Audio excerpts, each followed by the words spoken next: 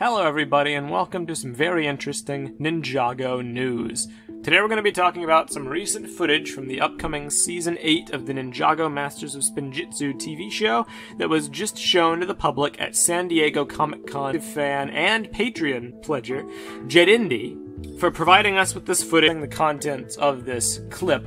I'd just like to give a brief spoiler warning for Ninjago Masters of Spinjitzu, particularly the latest season, Hands of Time, as a lot of the stuff that happened in that season will obviously probably carry over to this next season, and I'm going to be discussing that a bit. So keep that in mind as we move along.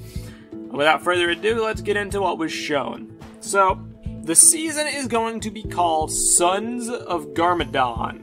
Plural, Sons of Garmadon. Now that's interesting for a variety of reasons. Lloyd is the only son of Garmadon that we know of, although from what it appears, it does not appear to be literally. It appears to be, if I had to take a guess, this is nothing but speculation, a group of people who seem obsessed with Garmadon or fanatical with a Garmadon-esque face, back when he had like the face paint and whatnot, and the parachute the guy uses to get away from Lloyd at the end of the footage is displayed with a Garmadon emblem. So the trailer basically shows this group of followers of Garmadon, the Sons of Garmadon, if that is who they are, attempting to steal an object of some kind. And they get foiled by Lloyd, the Green Ninja, or Master Lloyd, Master Garmadon, as he is called, who chases them all around the city in his car, and they're in a bike, and they have this epic chase sequence. They end up getting away at the end, Earpiece, who is noticeably there after disappearing during the events of Hands of Time. People theorized that she was the Samurai X. That may not actually be the case, because she's communicating with Lloyd, and her mysterious disappearance does not. This is supposedly the opening scene of the upcoming season, which was showed off. So they just kind of go straight into Pixel, communicating with Lloyd without any explanation of where she went last season. So, odds are she's not the Samurai.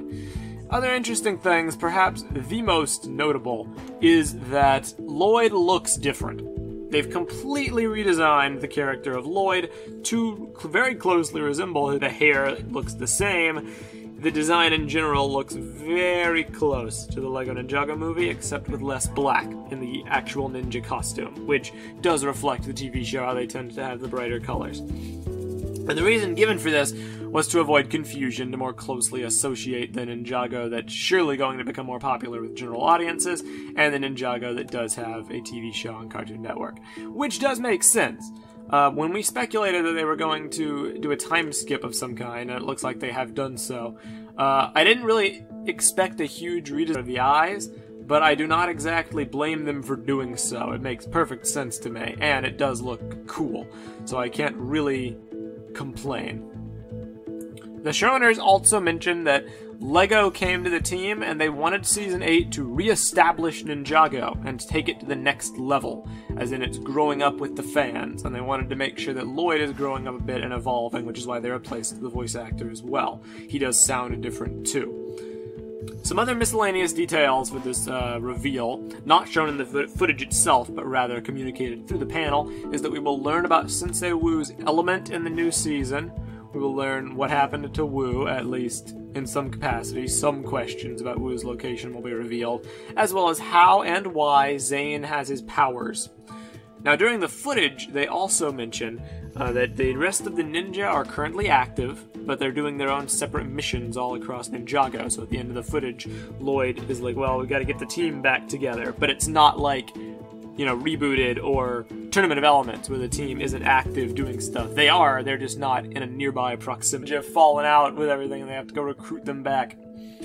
The season looked very impressive. The little bit of footage they showed, it looks like the visual style's taken another leap above and beyond. Time will tell if that continues for their actual season as a whole. Audiences and TTV ourselves. We loved certain aspects, we did not like others, but everyone unanimously believed that the best way to make the season worthwhile is to do a time skip at the very end and jump us forward into a new era where the TV show established a new identity for itself. And it's looking like that's exactly what they're doing. And to be honest, I could not be more hyped. It's a refresher for the TV show. I'm really curious what's going to happen to the rest of the characters. I'm just very eager to see how it's all going to shake up and see where this show is going to go from here, because Ninjago's built up an quite elaborate mythos. I did not want it to all be discarded just because the movie's coming out. But they could not continue as it was. They needed some variety, and they needed to take a step forward. It looks like they've done so. So I'm really curious what you all think of these reveals and all this information that was gleaned from the panel and the future of Ninjago in general. Like, obviously the movie's going to be fantastic, but what are you looking forward to most from the TV show itself? That's what I want to know. So please leave your thoughts in the comments section below, and you can guarantee that we're going to be talking about this more in upcoming episodes of both the Brickfeed podcast and Ninjago Cast. So stay tuned, and we're going to definitely analyze all this and give you our thoughts in much greater detail. That's basically all. I'm Meso. Thank you all for watching, and have a good day.